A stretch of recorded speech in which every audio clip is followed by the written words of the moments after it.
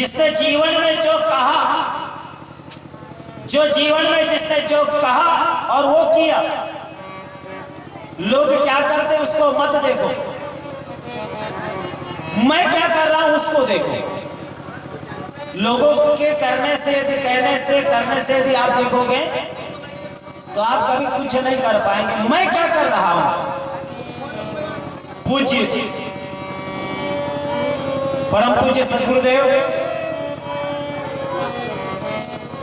श्री आचार्य शर्मा जी के वृद्ध वाक्य है, हम सुधरेंगे तो युग सुधरेगा, हम सुधरेंगे तो युग सुधरेगा। लेकिन हमारी विडंबना यह है हम खुद नहीं सुधर रहे हैं, हम जा रहे लोगों को सुधराने के लिए। जब लोगों के पास हम जाते हैं उसके सुधारने की बात करते हैं तो वो तो कहता है खुद तो बिगड़ा है, खुद को तो देख ले। और विधाता की सृष्टि की संरचना में देखो कितनी अच्छी बात रखी है, आपके हथेली में, आपके हाथों में। आप किसी को बोलकर देखो कि ये तुम्हारी गलती है, बोलकर देखो ये तूने किया है, तेरी गलती है, ये तेरे में है। एक तो उसका दिखाई दे रहा है, लेकिन देखना अपने तरफ कितने दिखाई देते हैं, कितने? 3। ये देखो 1 2 3। हम सुधरेंगे तो युग सुधरेगा, हम बदलेंगे तो युग बदलेगा। लेकिन हम चले युग को बदलने के लिए खुद तो बिगड़े हैं, बिगड़े नवाब बने हैं। जब हम सुधरे नहीं है तो क्या सुधारने की बात कर सकते हैं? लेकिन हमसे युग है, युग से हम नहीं है, ध्यान रखना। हमसे युग है, युग से हम नहीं है। हम बदलेंगे तो अवश्य अपने आप को सुधार पाएंगे, हम सुधरेंगे तो हमारा घर परिवार को सुधारेंगे। लेकिन हम बिगड़े हैं, दूसरों को यदि सुधारने के लिए जाएंगे तो खुद स्वयं बोल देगा अपने को तो देख ले, स्वयं को तो देख ले। जिसने जीवन में जैसा वैराग्य मन में ठान लिया, जिसने जो जीवन में कहा वही जीवन में उतारा, उसी को कहते हैं सच्चा वैराग्य। और हमारे महाराष्ट्र की कहावत है, केल्या ने होता है आदि केल्या छिपाई थी। करना, कहना, अनुसरण करना सब अलग अलग चीजें हैं। कहने को कह तो सकते हैं, लेकिन करना बड़ा कठिन होता है। जिसने कहा और जिसने जीवन में किया उसका जीवन धन्य माना जाता है। सूत जी कहते हैं, ऋषियों आपके प्रश्न के अनुसार यदि पुरुष श्रवण कीर्तन और मनन करे, शिवलिंग की स्थापना कर पूजन करे तो वह अवश्य भवसागर से तर जाएगा, अवश्य। मैंने अपने श्री गुरु जी के मुखार बिंद से सुना है, शिव जी ब्रह्म स्वरूप है, निष्फल कला रहते हैं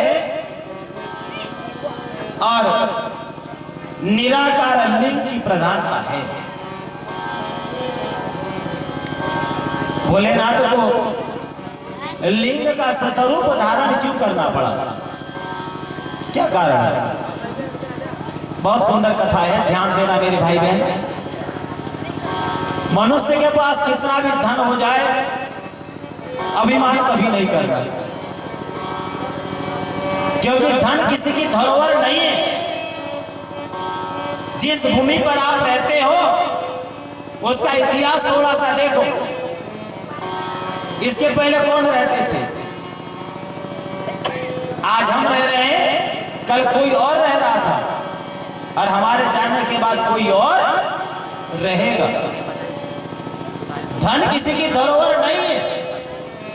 धन एक तो देखने के लिए आता है या फिर दिखाने के लिए आता है। उस धन का आप क्या कर रहे हो, कौन से कार्य में आप खर्चा कर रहे हो, और किस कार्य के लिए आप उसको उपयोग कर रहे हैं, क्योंकि वो धन वहीं पे रहता है, लेकिन आपको साधना के लिए, अपने जीवन के निर्वाह के लिए वो दिया गया। तो अभिमान कभी नहीं करना चाहिए, चाहे धन का हो, चाहे पद का हो, चाहे ज्ञान का हो। और जहां पर अभिमान सा आ गया तो निश्चित रूप से पतन हो जाता है।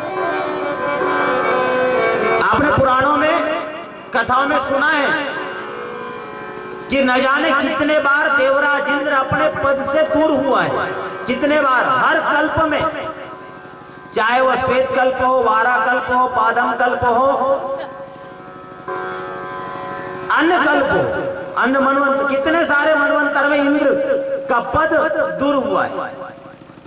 और भगवान की चरण शरण रह करके भगवान की आराधना करिए और भगवान को आना पड़ा है, दुष्टों का दमन करना पड़ा है और फिर पुनः इंद्रासन प्राप्त हुआ है।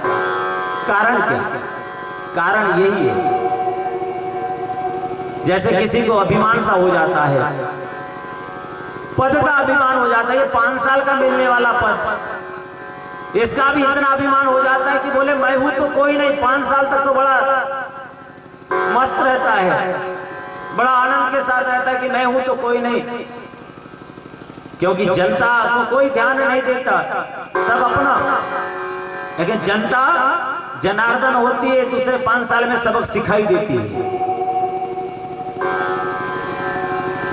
जो हमको काम परमात्मा ने दिया है वो हमको काम करना है। एक बात ध्यान देना, बहुत अच्छी बात, सभी के लिए, मेरी माताओं के लिए भी, क्योंकि अपन लोग घर में रहते, परिवार में रहते, परिवार में रहकर के एक विशेष बात को ध्यान देना, वो क्या कर रहा है उसको मत देखो, मैं क्या कर रही हूं उसको देखो, मैं क्या कर रहा हूं उसको देखो। एक व्यक्ति सबको खुश नहीं कर सकता, एक परिवार का एक मुखिया भी सबको संतुष्ट नहीं कर सकता, लेकिन ऐसा काम करो कि लोग खुश हो ना हो, लेकिन आप अपने आप में संतुष्ट हो कि मैंने समाज का कार्य करके, परिवार का काम करके, देश का काम करके, मेरे से जो हो सका मैंने वो किया। लोग खुश होंगे या नहीं होंगे मुझे नहीं मालूम, जितना भी आप कर लो, लोग खुश होंगे गारंटी नहीं है। खुश होंगे वही जिनको कुछ मिलेगा। अपने आप में एक संतुष्टि होना बहुत बड़ी बात है। अपने आप में एक संतुष्टि होना चाहिए कि मैं फलाना कार्य करके, हे परमात्मा, मैंने ग्रस्त में रह करके न जाने असंख्य पापों को मैंने किया, असंख्य मैंने कष्ट उठाया, अनेक न जाने कितने सारे पाप कर्म मेरे से हो गए, लेकिन मैंने जीवन में ऐसा कर्म किया है, ऐसा काम किया है कि उस कर्म के बल पर मेरा यहां से वहां पर उद्धार होगा, यहां से वहां पर उद्धार होगा, क्योंकि किया हुआ पुण्य कभी व्यर्थ नहीं जाता। जो आपने पुण्य का संचय कर लिया, जो आपके हाथ से दान हो गया, जो सेवा हो गई आपके द्वारा, मंदिर की हो, अनाथों पर दया हो, या अच्छा कार्य हो, जो गांव में जो कार्य होते हैं उस काम में आपने सहयोग दे दिया, अनाथों पर दया कर दी, तो समझ लेना अपने आप में वो उसकी जगह वो वहां पर है। कब स्थिति कैसे आएगी कोई नहीं जानता। हमारे आपातकाल में यही हमारे पुण्य हमको साथ देते हैं, और कोई साथ नहीं देता महाराज। हमारा पुण्य ही हमको साथ देता है और कोई नहीं, तो फिर अभिमान कैसा? अभिमान नहीं करना चाहिए, लेकिन कभी कभी आ ही जाता है अभिमान। मैं हूं तो कोई नहीं, इसमें देवता तक नहीं छूटे तो तुम्हारी और हमारी क्या बात है। देवेंद्र देवराज इंद्र जैसे नहीं छूटे तो आपकी और हमारी, लेकिन वस्तु स्थिति यह है कि अभिमान नहीं करना चाहिए। और जो कला या जो मुझे मिला है, ये मुझे पूर्व जन्मों के कर्मों से मुझे मिला है, स्वाभिमान कभी नहीं छोड़ना चाहिए। जो मिला है ना, जो मेरे संचित पुण्य का प्रभाव है, पुण्यम पापहरम सदा शिवकरम विज्ञान भक्ति प्रदम माया मोह मलापहम सुविमलम प्रेमाम्बपूरम शुभम। यदि रामचरितमानस में खोलो, उत्तरकांड में अंत लिखे हैं बाबा तुलसीदास जी ने, पुण्यम पाप हरम सदा शिव करम विज्ञान भक्ति प्रदम। वहां तो केवल पुण्य का खजाना चलता है। जैसे अब अपने भारत में रहते हैं ना, भारत में पैसा चलता है ना अपने यहाँ का। यदि हम दूसरे देश में गए तो अपना पैसा चलेगा क्या वहां? तो कागज माना जाएगा, बदलना पड़ेगा ना। अपने यहाँ का पैसा अपने यहाँ ही चलेगा। वो पैसा लेकर के यदि वहां जाओगे और बोलोगे ये इससे कुछ दो, देगा क्या? उसको बदलना पड़ेगा तब देगा। लेकिन पुण्य का खजाना ऐसा है कि जो यहां भी चलता है और वहां पर भी चलता है। अभिमान सा आ गया है यहां पर ब्रह्मा जी को, अभिमान सा आ गया है विष्णु जी को। ब्रह्मा जी कहते हैं कि जब मैंने सृष्टि की रचना कर दी वैसे ही होता है। विष्णु जी कहते हैं कि बड़ा मैं हूं। ये बड़ा बड़ोली चपका चपकी में क्या हो जाता है, हम बोलते ही रह जाते हैं और नहीं बोलने वाला आगे निकल जाता है। ब्रह्मा जी कहते हैं मैं बड़ा, विष्णु जी कहते हैं मैं बड़ा। दोनों आपस में लड़ने लगे, झगड़ने लगे कि बड़ा कौन? ब्रह्मा कहते हैं मैं, विष्णु कहता है मैं। जब दोनों लड़ने लगे, झगड़ने लगे, दो ही थे। और आपको एक अच्छी बात बताओ मेरे भाई बहन, ये राजनीति आज से नहीं है, देवताओं के जमाने से है। दो पार्टी देवताओं के जमाने से है। जहां पर देवता है वहां दैत्य भी है, और जहां पर दैत्य है, जहां राक्षस है, वहां एक भगवान का भक्त भी रहता है। ध्यान देना, जहां पर देवताओं का साम्राज्य वहां पर दैत्य लोग, राक्षस लोग, असुरी प्रवृत्ति वाले लोग रहते ही है। और जहां पर असुरों का साम्राज्य वहां पर एक भगवान का भक्त एक रहता ही है। अरे राम राज्य में रहकर भी मंत्रा सुधरी क्या? राम जी अयोध्या में थे ना, राम जी के राज्य में रहकर भी मंत्रा सुधरी क्या? बोलो ना, बोलते क्यों नहीं? मेरी कोथुरना गांव की अच्छी अच्छी माता जी तो एकदम, मैं तो आप लोगों से ही बुलवा लूंगा, आप लोगों को ही बड़े सरलता से राम के राज्य में रहकर भी मंत्रा सुधरी क्या? अपनी आदत से बाज आई क्या? नहीं आई ना। हाँ, रामायण करवा दी ना, राम को वनवास दे दी कि नहीं? बात पर अडिग रही। राम राज्य में रहकर भी मंत्रा नहीं सुधर सकी। और लंकापति रावण लंका में रहकर भी विभीषण ने राम नाम छोड़ा क्या? वो तो एक ही था ना। वहां रहकर भी विभीषण ने राम का नाम जपा दिया, बजा दिया, और राम नाम का डंका बजा दिया। रावण के राज्य में राम का नाम लेना अपराध था, लेकिन फिर भी असुरों के बीच रह करके आसुरी वृत्तियों के संगति तो थे, असुर लोग थे पूरे, फिर भी विभीषण ने अपनी भक्ति को नहीं छोड़ा। वैसे ही इसलिए तो मैया जी आप लोगों को बोलते रहता हूं मैं, ताली बजाओ ताली बजाओ। अभी नहीं, भजन में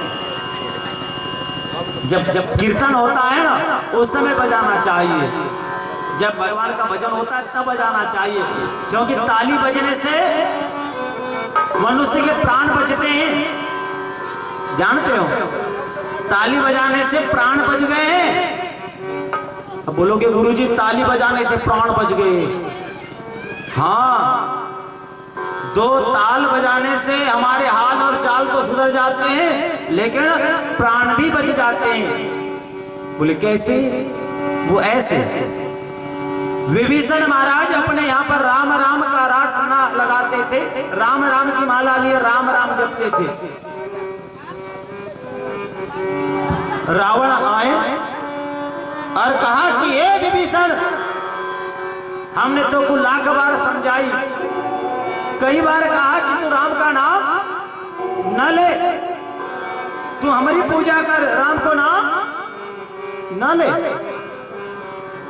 रावण विभीषण को बहुत मारते थे, बहुत मारते थे, लेकिन विभीषण ने राम नाम नहीं छोड़ा, क्योंकि जानते हो राम नाम जपने वाले कोई कष्ट बाधा विपदाएं रहती है, लेकिन भगवान के पास रहते। ध्यान देना, जब भगवान के भक्त दुखी होते हैं ना, तो भगवान दुखी होते हैं।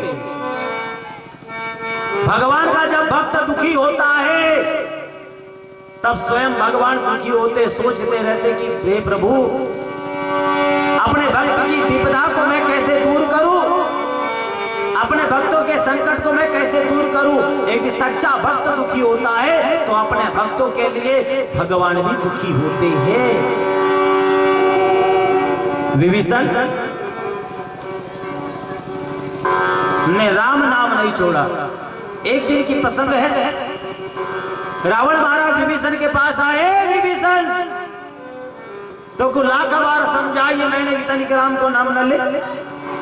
विभीषण के उस दिन सम्मानो मां सरस्वती जी उनकी जिब्या में विराजमान हो गई हो। विभीषण ने रावण से कहा, भैया, ओ मेरे प्यारे भैया, मैं राम का नाम नहीं लेता हूं। अब कहने में किसी को सुनाई आता है कि मैं राम की पूजा करता हूं, लेकिन भैया मैं आपकी पूजा करता हूं।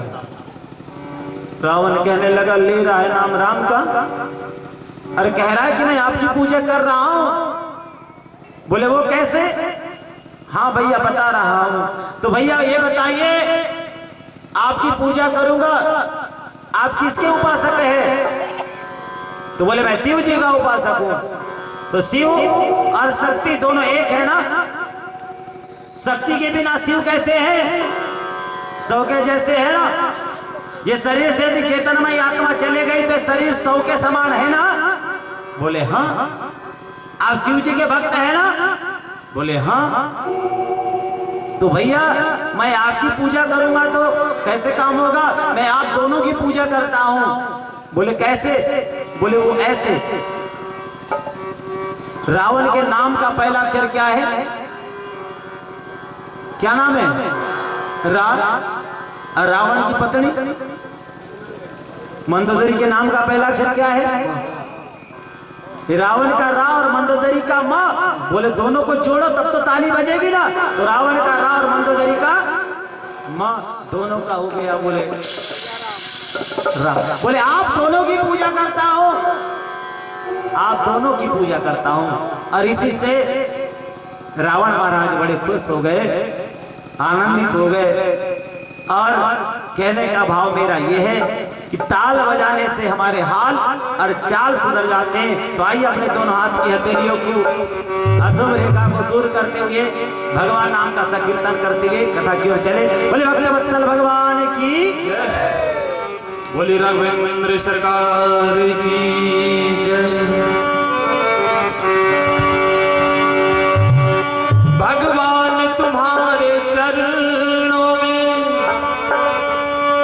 भगवान तुम्हारे चरणों में यदि प्यार किसी का हो जाए, ढाई अक्षर की बात प्रभु भगवान उसी का हो जाए।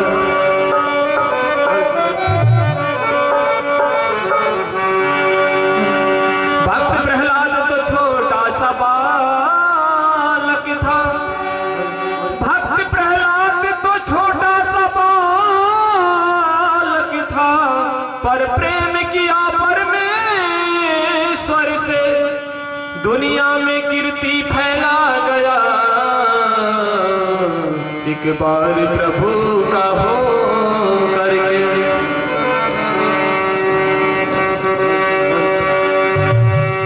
हरे हो गए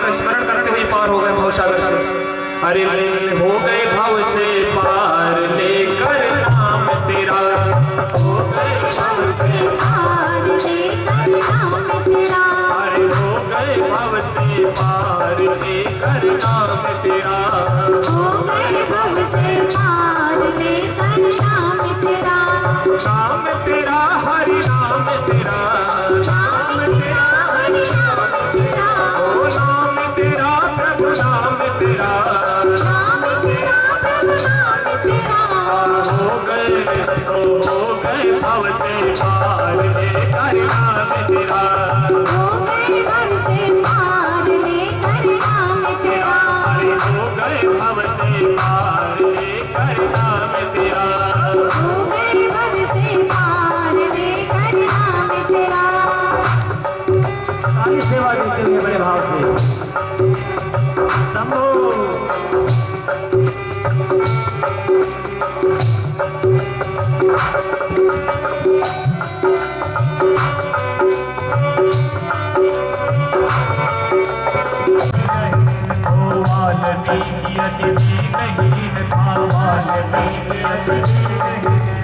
पूरे कर्म में सदा लीन था, पूरे कर्म में सदा लीन था, पूरे कर्म में सदा लीन था, पूरे कर्म में सदा लीन था, वाल्मीकि की अति दीनहीन था, पूरे कर्म में सदा लीन था। परंतु क्या किया रामायण तैयार लेकर नाम तेरा, किया रामायण